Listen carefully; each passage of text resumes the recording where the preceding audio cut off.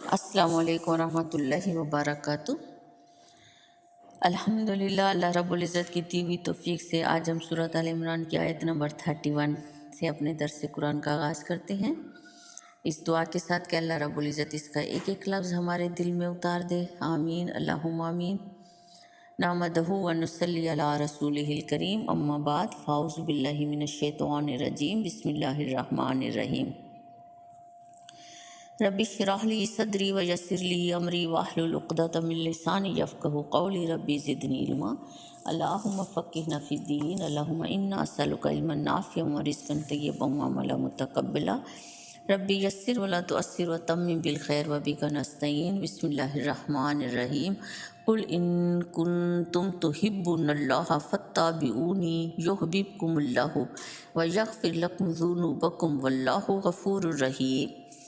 قل کہہ دیجئے، اللہ رب العزت اپنے پیارے حبیب صلی اللہ علیہ وسلم سے فرما رہے ہیں، اے پیغمبر لوگوں سے کہہ دیں، ان کنتم اگر ہو تم تحبون اللہ،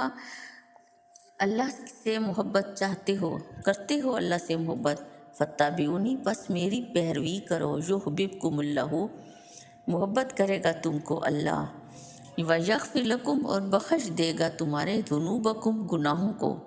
تمہارے گناہوں کو بھی بخش دے گا اور تم سے محبت بھی کرے گا اگر تم میری پیروی کرو گے، واللہ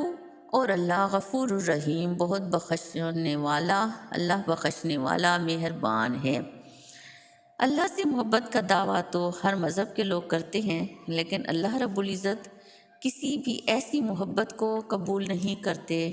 جو کہ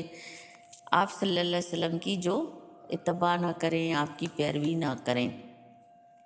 یہ آیت مبارکہ وفد نجران کی آمد پر اتری تھی، جب آپ صلی اللہ علیہ وسلم نے ان کو دعوت دی کہ اسلام لے آؤ، تو انہوں نے کہا کہ ہم مسلمان ہیں، ہم اہل کتاب ہیں، ہمارا نبی بھی ہے۔ تو اس وقت اللہ نے کہا کہ محمد صلی اللہ علیہ وسلم ان سے کہہ دو کہ اگر میری محبت چاہتے ہو، مجھ سے پیار کرتے ہو تو میری پیروی کرو، کہ اللہ کی محبت سے پہلے میری، اللہ کی محبت کے ساتھ ساتھ میری اتباع کرو، میری پیروی کرو تو اللہ بھی تم سے محبت کرے گا۔ تو اللہ سے محبت کرنے کے لیے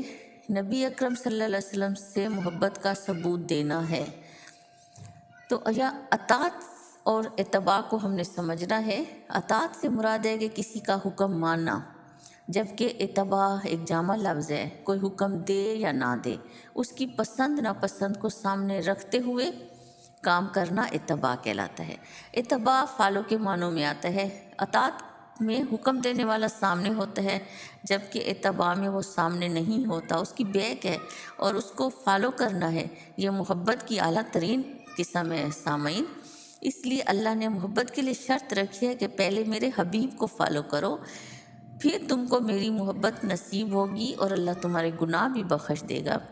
تو اس سے پتہ چلا کہ اللہ رب العزت کی محبت حاصل کرنے کے لیے نبی صلی اللہ علیہ وسلم سے محبت کرنا اور اس کی اتباع کرنا ضروری ہے، اور یہ پھر ہمارے گناہوں کی معافی کا ذریعہ بھی بنے گا کہ اللہ غفور الرحیم ہے اور اللہ ہمیں اپنی محبت بھی نصیب کرے گا۔ آگے اللہ رب العزت فرما رہے ہیں، قل اطیعوا اللہ والرسول فإن تولوا فإن اللہ لا يحب الکافرین۔ کہہ دیجئے اطاعت کرو اللہ کی اور رسول کی، فإن تولوا بس اگر وہ منہ موڑ جائیں، فإن اللہ پس بے شک اللہ لا يحب الکافرین نہیں محبت کرتا کافروں سے۔ تو یہ آیت مبارکہ ہم مسلمانوں کی زندگیوں میں بہت اہم رول پلے کرتی ہے کہ اللہ کی اطاعت کے بعد نبی کریم صلی اللہ علیہ وسلم کی اطاعت اور محبت ہم پر لازم ہے۔ اکثر لوگ کہتے ہیں کہ ہم اللہ کی بات تو مانیں گے لیکن حدیث کو نہیں مانیں گے، تو اللہ تو خود فرما رہا ہے کہ میری محبت پانے کے لیے میرے حبیب کی اتباع کرو، اور حبیب صلی اللہ علیہ وسلم اپنی خواہش سے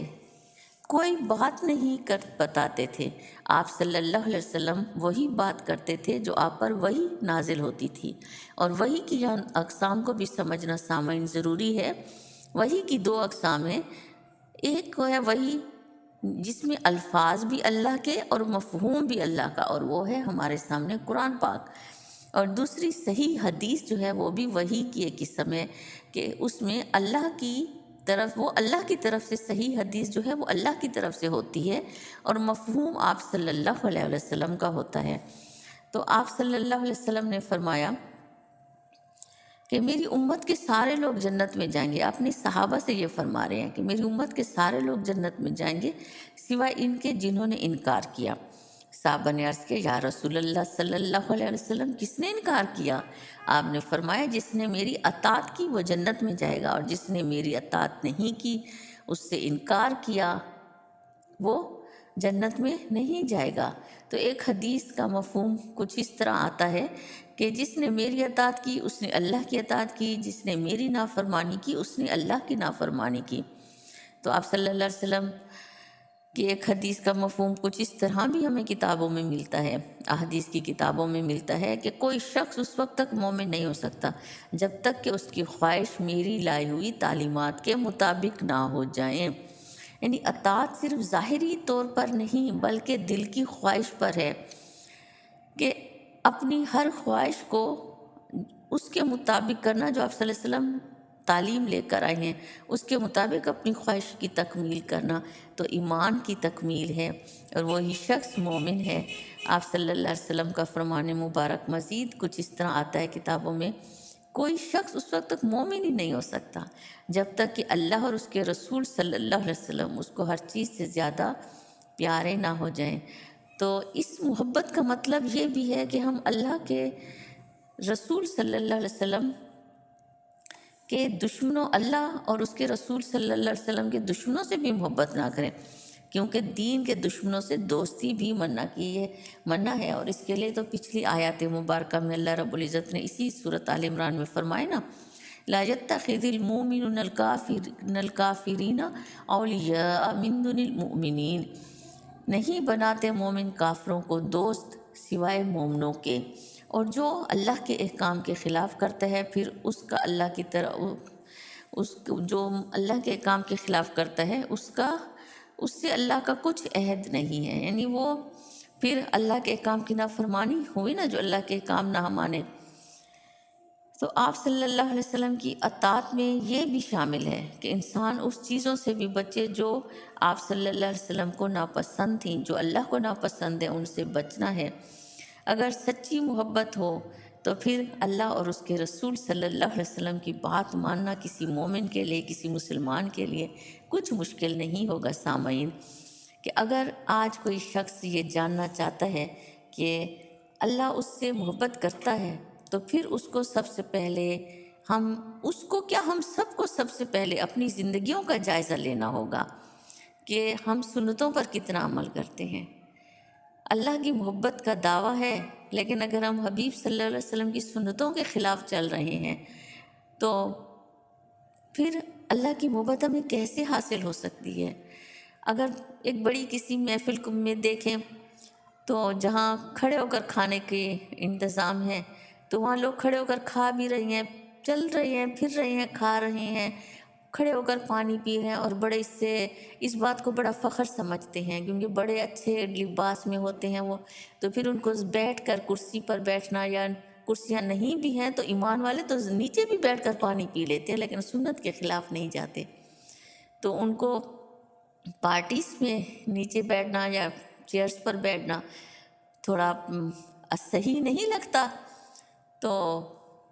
وہ کھڑے ہو کر پانی پینے کو بڑی اہمیت دیتے ہیں، کھڑے چلتے پھرتے کھا رہے ہیں، پی رہے ہیں، پھر یہ اتباع تو نہیں ہے نا۔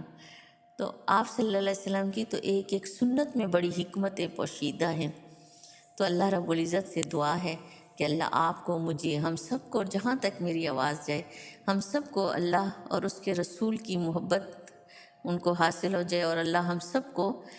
نبی صلی اللہ علیہ وسلم کی سنتوں پر عمل کرنے والا بنا دے۔